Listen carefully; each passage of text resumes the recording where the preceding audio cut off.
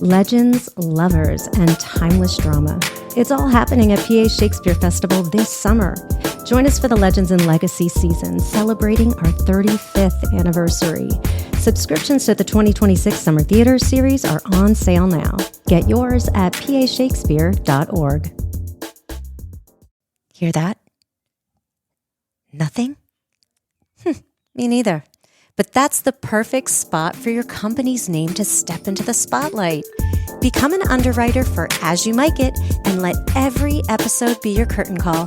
Slip a note to podcast@pashakespeare.org for more information. Hey, we've heard about this thing called email. Is that a thing that could that be useful to us? Hello, and welcome to As You Mic It, the official podcast of Pennsylvania Shakespeare Festival. I'm Connie Berenger, associate producer here at PSF. In just a moment, we are super excited to bring you this very special one act, where our artistic director, Jason King-Jones, chats with the absolutely delightful Reduced Shakespeare Company's Austin Tichenor about his prolific body of work as an author, actor, writer, and artist. So, let's get right into it. We welcome an artist whose work lives at the intersection of adaptation, performance, and wit. He is the co-artistic director of Reduced Shakespeare Company and the co-author of 10 stage comedies, including William Shakespeare's long-lost first play, Abridged, the comedy of Hamlet, a prequel, and he's a writing and acting coach at The Shakespeareans, as well as he's written over 100 essays for the Folger Shakespeare Libraries, Shakespeare and Beyond, bringing his eye to everything from Marvel movies to Succession to the plays themselves. He's also produced and hosts the Reduced Shakespeare Company podcast, the longest-running theater podcast in the world. And in January 2025, Austin and the RSC partner, Reed Martin, received the Shakespeare Theater Association's Sandra and Sidney Berger Award, honoring decades of devotion to Shakespeare's work and to the audiences who love them. We're so glad to have you. Welcome, Austin Tichenor. Thank you, Jason. That was a fantastic read. Could we both go back? Do you mind getting an adjustment? Of course. I'll take any adjustments. How are you doing today? I'm fine, though. It's the crack of 10 as we record here in Chicago. Yeah, indeed. And that's far too early for a night owl show folk like me. What are you working on currently? A variety of things. There's always different writing projects in various stages. Of things going on. But I just turned in my current Folger essay. It'll drop today as we record. Awesome. I'm doing rewrites on an adaptation of Christopher Moore's novel Fool, which is being produced up in Nova Scotia in a couple of months. And I'm working on a solo show, which I'm not ready to reveal yet. Exciting. How very exciting. Yeah. You started out with the RSC several decades ago. Not to reveal anybody's age, but we can all look it all up. But I was a toddler. You were not one of the original company members. They brought you in as one of the actors of the trio. And now you find yourself doing a lot of writing and solo work and really kind of deep into the Shakespeare world and adaptation world. Is this where you thought this career life and doing Shakespeare and acting was going to take you? Did you expect to be doing so much writing and adapting, or how did that kind of map out for you? That's interesting. No, I didn't think I would be this much of an actor, to tell you the truth. I got out of college and applied to MFA programs. Yeah. And I applied to both acting MFAs and directing MFAs. And I got into all of them except Yale. Sure. But it really came down to I got into NYU's MFA acting program at Tisch and BU's directing program. And the more I investigated both programs, the more I realized, yeah, you know what? I look like this. This is my instrument. Yeah. I'm not going to be a transformative actor. I'm going to play guys who look like this. Yeah. And I'm going to play pedants, professors, doctors, lawyers. And that has absolutely proven to be the case. So I got my directing MFA at Boston University. And me too. Bingo, go Terriers. And my first job that first summer I was there was as a directing intern at the American Stage Festival in Milford, New Hampshire, about an hour north of Boston, run by Larry Carpenter, another alum of the BU program. Yeah. And I went from being a directing intern in 1984 to the co-artistic director in 1988, and then I left there in 1991. So I was running a theater company. You're being the number 2 person at a not-for-profit Lord Theater, New Hampshire's largest performing arts organization. And when I left in 91, to move to Chicago because my wife had started studying at Second City. Mm-hmm. And I thought, well, they're going to love me in Chicago. Well, it turns out Chicago has plenty of directors and great theater makers of their own. And they went, who's this kid from New England? Screw him. And then I moved out to LA thinking, well, if I'm going to do this, if I'm going to be in the admin of the arts, I'll go to Hollywood and make some real money being a casting person or a producer or at best a script editor or something. But then Reed Martin, who I had known from the University of California, Berkeley, had joined the Reduced Shakespeare Company in '89. And one of the founding members of the RSC was Jess Winfield, who we were all at Berkeley together. Right. And so Reed called me to say, Jess is leaving the company. We're running the complete works of William Shakespeare abridged in London. Do you want to come in, take over, play Hamlet in the West End? And I went, well, I'll have to think about that. Okay, yeah, I'm in. Amazing. Yeah. Amazing. And he said, this will be 3 weeks, 3 months, 3 years. I don't know how long this is going to last. And it's been 34 years this summer. That's wild. Yeah. You were offered to step in to the Reduced Shakespeare Company, just to jump in onto the West End to play Hamlet in a 3-person show. What a leap of faith. I mean, if they had to have known you well enough to know that like you could make that happen. And then, you find yourself now for 34 years with the company. Yeah. Often our theater journeys aren't what we think they're going to be. We say yes to a certain opportunity, and then the next thing we know, we're down a path for too long. It doesn't look anything like what we thought it would. Did you have a love for Shakespeare? Was Shakespeare just kind of like part of the job, and now you kind of find that it's fodder for your creative vehicle? What exactly is that for you? It became a journey where I stuck my toe in, and then I just kept getting deeper and deeper. Yeah. I grew up in the San Francisco Bay Area, and so my first exposure to Shakespeare was seeing him on stage. So I was very, very lucky. Sure. At the productions at the American Conservatory Theater in San Francisco. Right. And they were great. I saw their Julius Caesar, their Othello, and their Taming of the Shrew. Their famous Taming of the Shrew, directed by Bill Ball in 1976, the entirety of which is on YouTube. Right. And I went, this is hysterical, this is amazing. And so by the time I started reading Shakespeare in high school or middle school, I guess, I went, well, this doesn't make a damn bit of sense at all. But I knew it could because I'd seen it make sense on stage. Right. So it became clear that reading it out loud was a thing that helped. Sure. I still do that when I'm reading Shakespeare. I have to read it out loud because it makes zero sense just in front of my eyeballs. Yeah. One of my first assignments in this directing MFA was to take a play and cut it down to 5 minutes. Wow. And I don't remember whether the assignment was to take a Shakespeare play and cut it down to 5 minutes, or I just chose Much Ado About Nothing. But I chose Much Ado About Nothing. Amazing. And I edited it down to 5 minutes. This was in '84, before I even knew Jess was off doing this thing called the Reduced Shakespeare Company. Right. I was reducing Shakespeare. And then one of my duties as a directing intern and then the associate artistic director of the American Stage Festival was to run our young company. Right. Which was children's theater done by apprentices, grown-up student, apprentice, and interns. But we had no money to pay royalties, so we had to generate our own material. Yeah. Well, for a couple of years, I started doing 1-hour versions of Shakespeare. I did a 1-hour Much Ado. I did a 1-hour Midsummer, a 1-hour A Tempest. Mm-hmm. We did a 1-hour Romeo and Juliet for kid audiences. And I was writing all these other plays, adaptations of Androcles and the Lion and fairy tales and Country Mouse, City Mouse. And I wrote an adaptation of Kafka's Metamorphosis called Dancing on the Ceiling. Kafka for kids. Who knew that was a thing? It was the greatest lesson I could ever have, because if you can keep an audience of 500 5-year-olds quiet and engaged, you can control any audience ever. So it was fantastic learning. So when I joined the RSC, at that point, Adam Long was still one of the original members. Right. And he kind of thought of it as this, well, we're like Three Stooges, or we're like the Marx Brothers, or we're like the Rolling Stones. You don't just keep bringing new members into it. But I came in with this perspective of the professional theater, right, where, this is a company of artists doing scripts in a style with an established aesthetic. We could be a theater company where we hire new people, we write new plays. One of the reasons they asked me to come in was because I had been a playwright and a director and an actor. They said, we want to write a complete abridged script. We just couldn't figure out what that script wanted to be because we were more famous in Britain than we were in America. So we said, well, what could we write? what could we satirize? What do Americans take as seriously as the British take Shakespeare? And we thought, ourselves.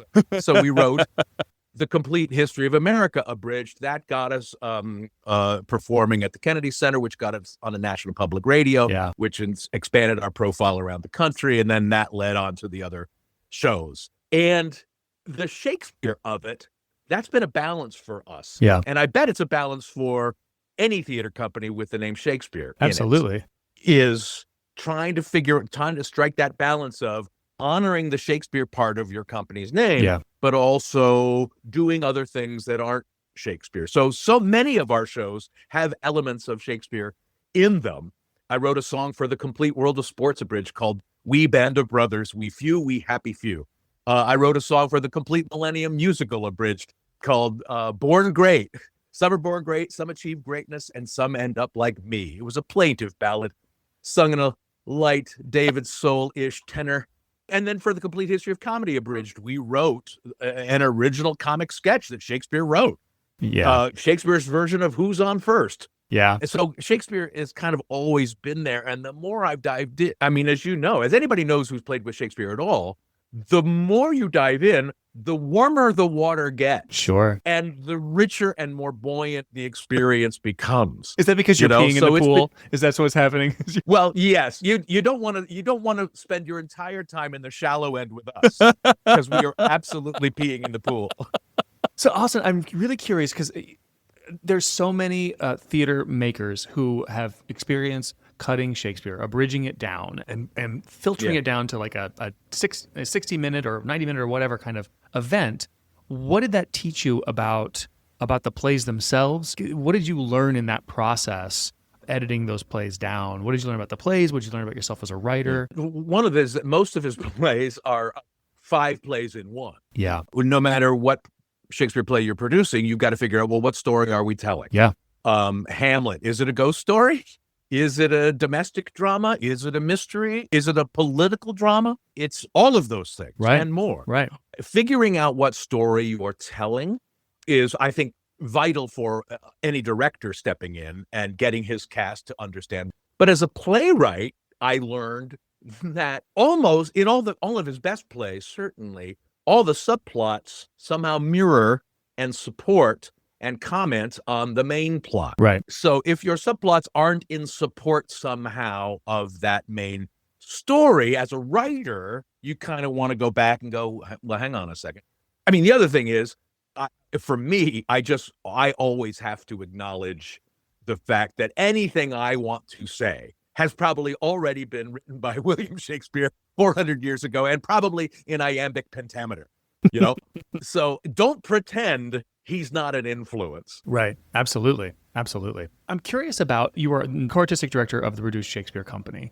You have scripts that you've developed in this kind of RSC style, and you're continuing on with that. You and Reed are not co-located. You're in different parts of the country. How does the company itself continue on? What does that look like on a yearly kind of basis? Well, currently it's a struggle. I mean, since the pandemic, it's been a struggle because there are fewer people booking theater shows around the country. We're a theater company without our own building. Yeah. We have a storage unit where all the props and costumes are stored. We used to have an office until the pandemic, and then bookings went down, so we couldn't afford a separate office anymore. Sure. The company is based in Sonoma, California, which is Reed's hometown and where he lives. Nice. And so basically the company is based where the props and costumes are, which is near Reed.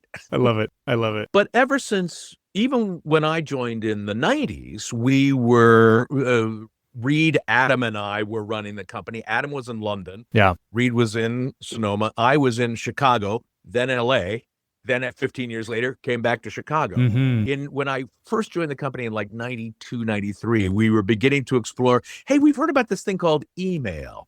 Is that a thing that could that be useful to us? Yeah. So a lot of times when the first show that we wrote together, Reed, Adam, and I, was, as I mentioned, The Complete History of America Abridged. Right. And we wasted so much time trying to write around a table. Yeah. And we started arguing about participles and oh wow. And no, it should be this or that. No, that's not funny. That's not funny. We realized that let's just decide what we want to write and assign different sections to each other. We went away and write it, and then we forward it to the next guy. Here, you take a swing at it, and all right, and then it would circle around until the script came back to us, and then I would usually cut everybody's improvements, go back to what I'd originally written. But then we'd get together and read it. Sure. And, we'd find something valuable and we'd find stuff that isn't so great. Always we tried to write what we think is funny. Yeah. Because it's a moving target if you're trying to chase what you think other people are going to find funny. And we also realized after this long stretch of the Complete History of America, we realized we don't need to argue about whether it's funny or not. We just need to read it in front of people or put it up on stage in front of people, and we'll find out pretty quickly. Yeah. It's pretty binary. You either get the laugh or you don't. All of our shows go with incredible trial and error, and when we're hiring new actors, I know we don't rehearse them anywhere near as long as they want to be rehearsed, because there comes a point at which you have to put it up on stage, and that's when the next stage of rehearsal happens. Right. Because then you go, oh, wait, the laugh is here. I've got to wait here to hold for this laugh here, or I've got to race through this section so I don't kill the laugh that's here. Right. Right. And sometimes we'll go, why are we losing this laugh? Oh, we've forgotten to play it for real. You know? Absolutely. That's always the danger, I think, with other companies who perform our shows. We frequently not anymore. We have been to see other companies perform our scripts. Sure. What frequently happens is that they don't take our scripts seriously enough. And you see actors and directors going, oh my God, this is a comedy. Oh my God, we got to be funny from the jump. And you can see the panic in their eyes. And, I'm going to do this crazy bit here. No, just relax. Take your time. If any, comedies should be played even more seriously than dramas. That's my feeling. I'm sorry, I got up on my soapbox. Apologies. Not at all. I think we should always be reminded of that, right? That comedy has to be deadly serious and the stakes have to be really high. Whether it's, Ken Ludwig giving me notes when I'm directing one of his plays, and he's just like, it's got to be serious. Stop trying to make it funny. And because the comedy will come. The comedy will come if the writing is good. Ken Ludwig is the best too, by the way. So we did the world premiere of Opera Buffa, the play that became Lend Me a Tenor. Yeah. And so I was in that rehearsal room, and then he's on the board of the Folger Shakespeare Library. Yes. And when we performed there in 2016. Yes. I went up to him and he pretended to remember me. What a guy. What a man. He's a good guy. Good man.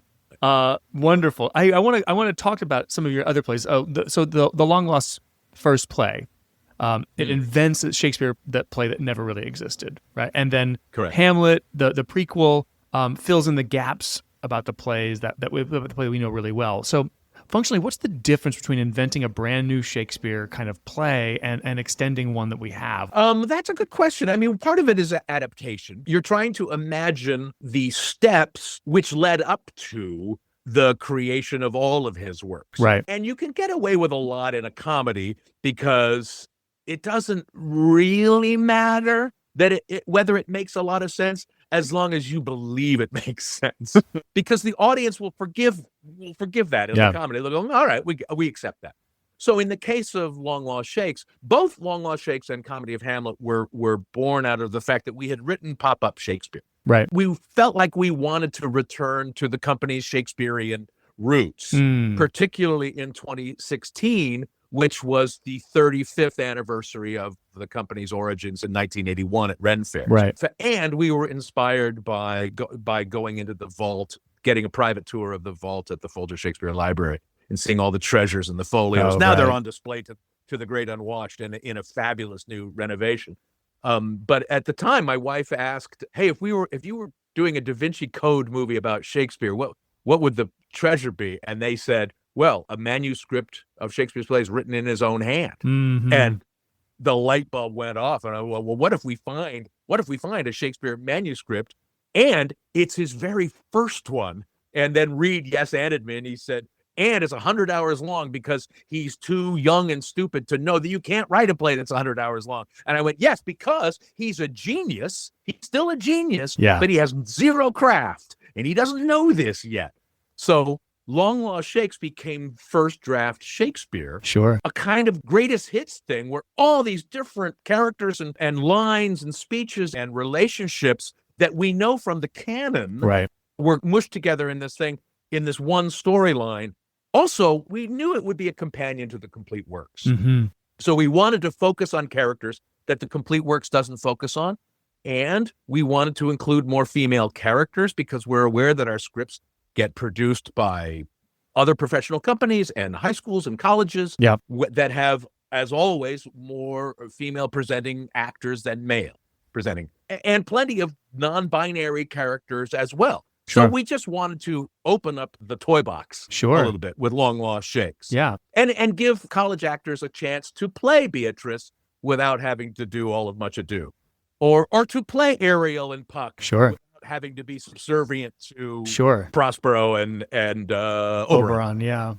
Having done that now, given that show a life and seeing it kind of live on with different iterations, how's it been playing? How have you felt about the life of this long lost first play, Abridged? And for you, do you feel like the goal you set out to achieve, do you feel like that this play has achieved that for you? Well, the goal was very short term.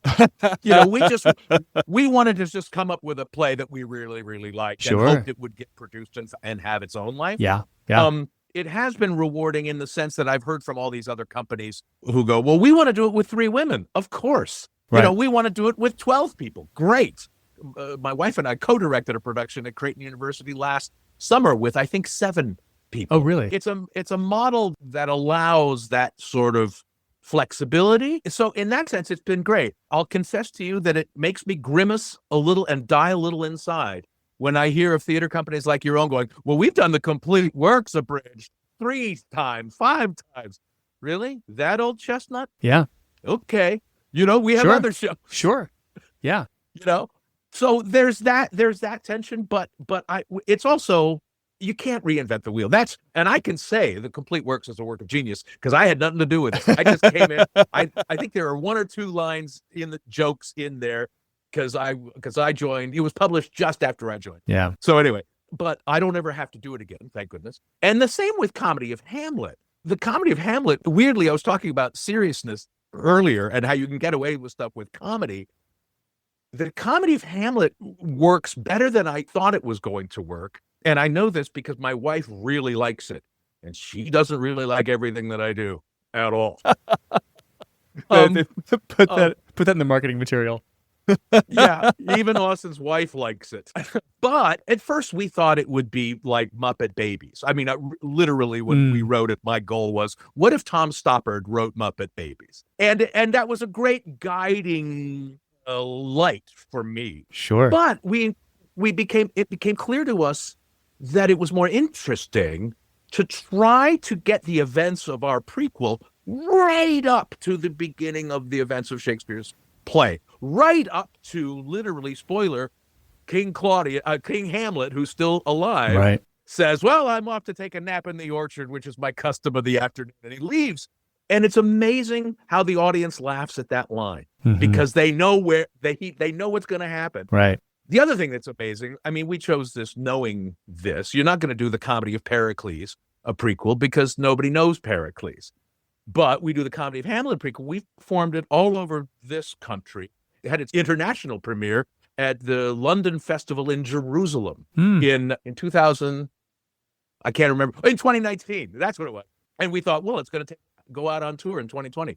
And it didn't. But the audiences in Israel got every single joke, every single deep cut Hamlet reference, because everybody knows Hamlet. Right. Everybody knows. Comedy of Hamlet has become sort of even more gratifying, I guess, to me, because it really does allow the audience to not only feel smart, because they are, because even everybody knows Hamlet. Even if you think you don't know Shakespeare, everybody knows Hamlet. Sure. So they can imagine that story in a way, and it's as much about Ophelia as it is about Hamlet. In fact, it's arguably even more about Ophelia and her relationship to not only her father Polonius, but her mother, who for some reason is not even mentioned in Shakespeare's play.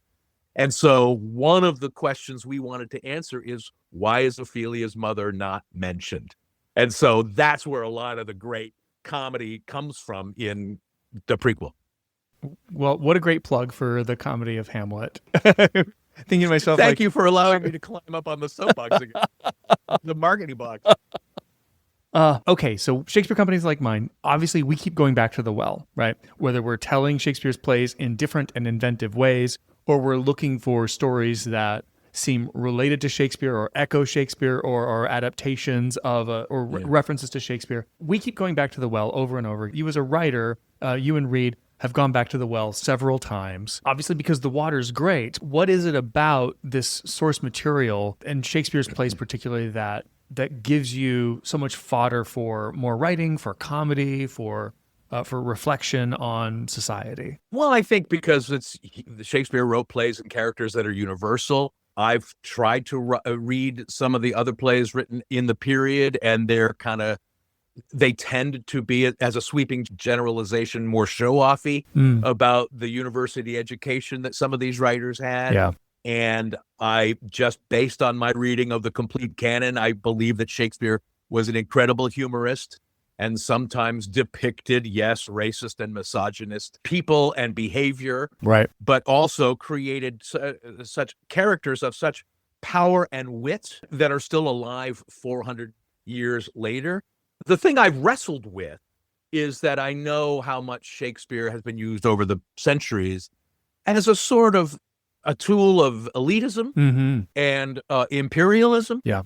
But because I'm such a Pollyanna, I mean, the good news of that is that he has become a common language. Yeah. He's a language we shared. And so if theater is about creating community, Shakespeare is a shared communal piece of literature that is known around the world. Right.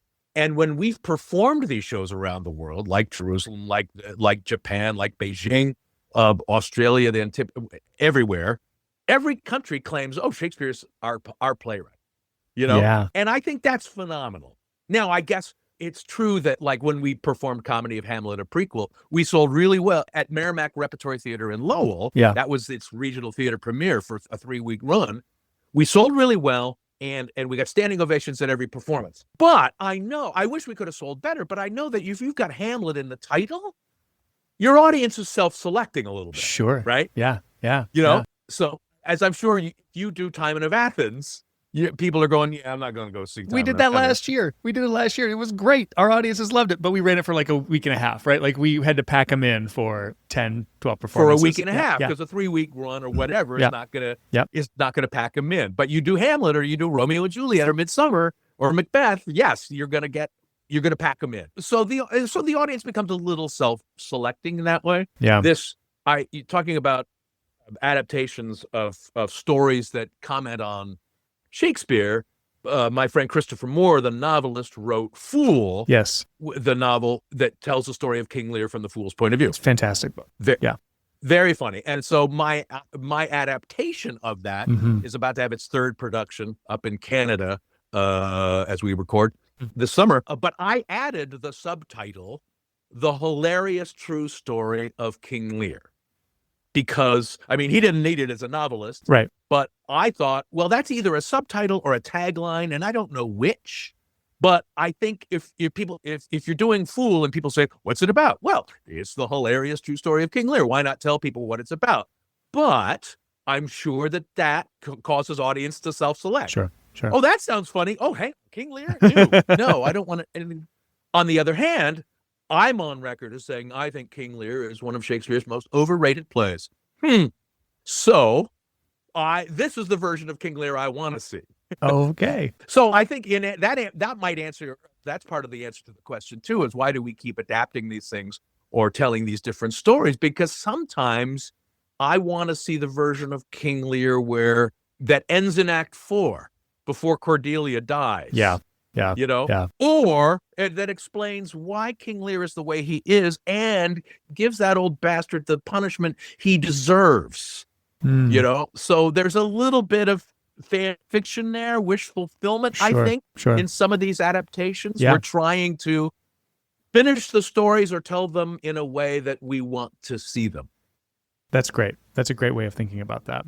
As you've mentioned at the beginning of this, you are doing a lot of writing a lot of the time, adaptations, etc. And you've also been writing essays, as you mentioned, for Folger Shakespeare Library, and you've been doing that since 2017. So Yeah. what draws you to that kind of work, to thinking about where Shakespeare lives in contemporary society, how it reflects back? What makes you kind of keep going back to that kind of a conversation? Well, what I love about the framing of the question is that it assumes I have a choice. And it's like actors getting asked, well, why did you choose this role? I was asked to audition, and they gave it to me. Garland Scott at the Folger Library. We'd been friends since we first performed there in the 90s. And then she's the one that arranged the private tour of the Vaults. Wonderful. We performed the complete history of America there. We premiered Long Lost Shakes there in 2016. She asked us to write a little something for the pop-up book when it came out in 2017. And then in 2017, I also played Richard Burbage in the Midwest premiere of Lauren Gunderson's The Book of Will, all about the creation of the first folio. Right. And they asked me to write about that. And so on the strength of those two essays, Garland said, would you want to write an essay a month? I went, what? Me? What? And I went, yes. I had to kind of really find my voice in it, because as an academic, I'm a reduced academic at best. My terminal degree dies at MFA. I don't have a PhD, but I am a practitioner, and I have thoughts about that. Sure. And I've written all these pieces about Shakespeare from my point of view, from the point of view of a practitioner, an actor, a director, a casting person, a producer, and how these plays reflect on our moment. And I had to realize that what I'm most fascinated by is how much Shakespeare is in our everyday life. And it was born of this discovery that you do these plays, and particularly the complete works and Long Lost Shakes, and people at the end of it are going, wow, I knew a lot more Shakespeare than I thought I did. And that's everybody's experience. Sure. Because Shakespeare is so prevalent and prominent in our culture. And so that beat, I think you used it in your introduction, that intersection of Shakespeare and pop culture is really fertile ground, because he's everywhere. And in fact, I've begun to question that label, the intersection of Shakespeare and popular culture, because in my mind, Shakespeare is popular culture. I mean, I know that he's not, but I'm surprised Chalamet didn't shit on it when he was shitting on opera and ballet. But although he kind of shat on it in The King, I will say. I don't know. Did that answer your question? I got off on telling a blue joke. Sorry. It's okay. It's okay. You mentioned Pop-Up Shakespeare a couple of times. I did want to ask about Pop-Up Shakespeare a little bit. So it is this gorgeous art book and distills the plays for the readers for all ages. Connie, our associate producer and the producer of these podcasts, spends hours on making sure these podcasts sound great for our audiences. She wants you to know that she's obsessed with this book, and she had one for her son, and he basically just like tore it up. So she's been looking for like a fresh copy, because there aren't, it's out of print. We can't find any. So she just wants to make sure that everyone knows it's a beautiful book. And if anybody's got a clean copy, send it to PSF so that Connie can have one. Well, that's great. For a while it was print on demand, but I think you're right. It has changed. And I don't know whether it's out of print or simply unavailable. I have to investigate that. And that was out of the blue. Jenny Maisels, the artist and the designer of that book, she reached out to me cold. Really? Just said, I want to do a pop-up book about Shakespeare. Would you guys be interested in writing it? And I went, Jenny Maisels, why does that name sound so familiar? I Googled her and I realized I've got 5 of her pop-up books. Oh, wow. For our kids. Oh, that's awesome. I went, yes, of course. And then she revealed that she and her now husband, their first date was seeing the complete works of Shakespeare abridged in London at the Criterion Theatre. So seeing Shakespeare will get you married. Austin, it's been so much fun chatting with you. Sorry, I do want to have one more question. Life in the theater, obviously, as we mentioned, the paths kind of take you in ways that you may not have always expected. Not only are you a writer, but you're also an actor. You've worked at the Goodman, you've worked all over the U.S. and internationally. How does your affiliation with Reduced Shakespeare Company benefit you as a freelance actor, and how have you found it a challenge to break free of that, or have you ever, or have you just decided you're just going to hug that title, hold on to it, and just ride those coattails for any opportunity anywhere? I wish I could define what exactly that niche that I occupy is. I think sometimes I don't get the auditions that I wish I got, because everybody goes, well, that's that vaudevillian guy. But there is one director here in Chicago that's hired me 3 times, Jessica Thebus, who appreciates the serious way I approach comedy. I tend to get auditions to play bravura roles, big, large personality roles that step down stage center, which is why I got cast as Scrooge in the Goodman's Christmas Carol. Yeah. But I love being a member of an ensemble. I mean, I think the strength of the Reduced Shakespeare Company is the power of 3, and it's the way actors bounce off one another. Yeah. And so I love being part of an ensemble, but I rarely get asked to play, the second Lord in a big Shakespeare production. And it's not because I can't scale my performance down, casting directors.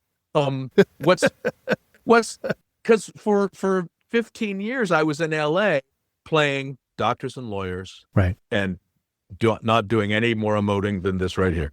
So I can bring it down. For me, it's kind of it's the grass is always greener for actors, right? Of course. And I've also been told literally by an artistic director here in Chicago, well, we don't do plays like yours.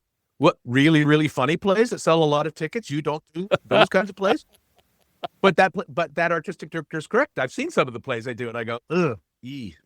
This happens to me a lot. I'll go into a theater going, oh, damn it, why didn't I get cast in this? And then the curtain will come down, and I'll go, whew, dodged a bullet there. I don't have to do that play for 5 weeks. But I'm no longer playing Scrooge at the Goodman, but I am still in the production of Christmas Carol. This year will be year 5, and I'm part of the ensemble, and it's great. I have so much fun.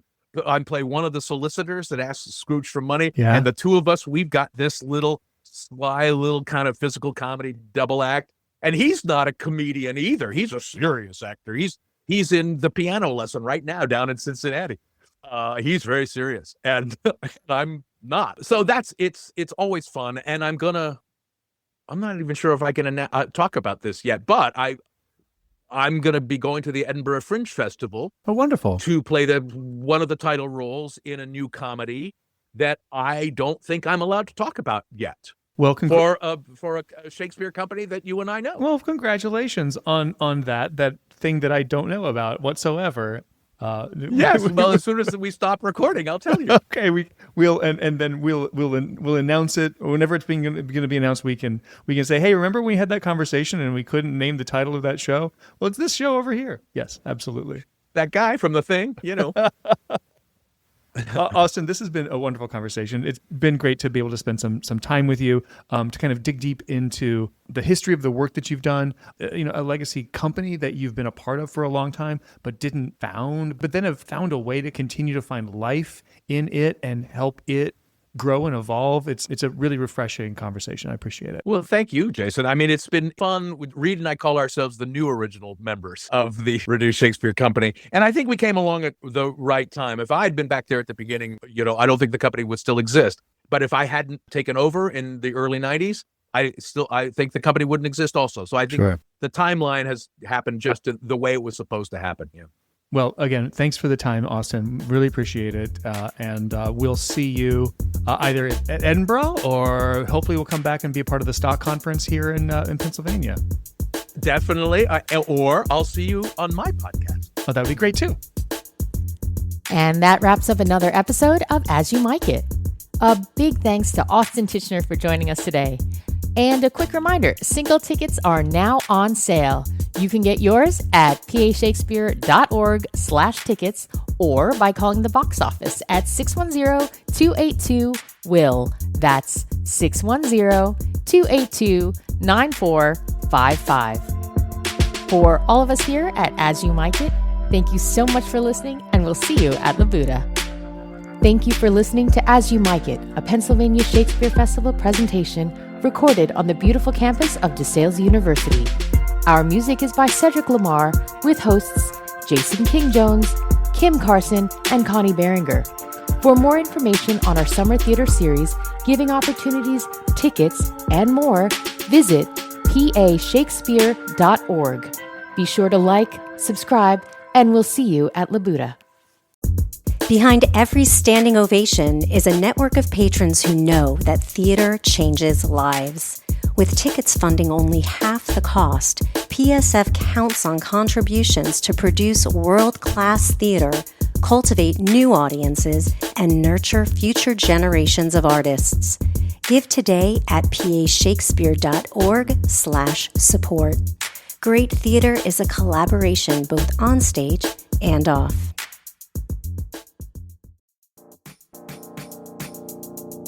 Ready for an epic summer? Experience the Legends and Legacy season at PA Shakespeare Festival. It's a summer of unforgettable stories, rock and roll nights, and heartbreaking rivalries. Subscriptions to the 2026 Summer Theater Series are on sale now. Subscribe today at pashakespeare.org.